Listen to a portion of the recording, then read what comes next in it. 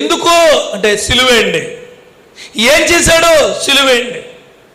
ఏమైంది? సిలువేయండి. అంతే. వాళ్ళ దగ్గర ఒక మాట ఏంటి? ఒకటే మాట, సిలువేయండి. ఆ జ్ఞానం తప్ప ఇంకేది లేదు వారికి. అదే జ్ఞానం ఉంది. ఏ జ్ఞానం? సిలువ వేయండి, సిలువ వేయండి, సిలువ వేయండి. ఒకటే జ్ఞానం వాళ్ళకి. అందుకే కరెక్ట్గా అబ్జర్వ్ చేస్తే నువ్వు ప్రజలందరూ ఏకరీతిగా బుర్రలో ఫిక్స్ అయిపోయారు. ఏంటి? సిలువ వేయండి. యేసుక్రీస్తు వారికి తప్పలేదు. ఏంటది? యేసుక్రీస్తు వారికి తప్పలేదు. సిలువ వేయండి అని తప్పు లేకపోయినా, యేసుక్రీస్తు వారికి తప్పలేదు పాపం లేకపోయినా సిలువ వేయండి అనే మాట యేసుక్రీస్తు వారికి తప్పలేదు. ఏ దుష్కార్యము లేదు ఈయన దగ్గరని పిలాతు ఎవరైతే అధికార తీర్పిస్తాడో ఆయన తీర్పు నాకేం కనపట్టలేదని చెప్పాడు. జడ్జి గారే చెప్పారు. ఏమని? ఇతను చాలా మంచోడు. మంచోడు అంటే వీళ్ళందరూ అంటున్నారు, కూర్చున్న వాళ్ళందరూ ఏమని? వేసేయండి సిలువ, అంతే. సిలువ వేసేయండి. ఎంత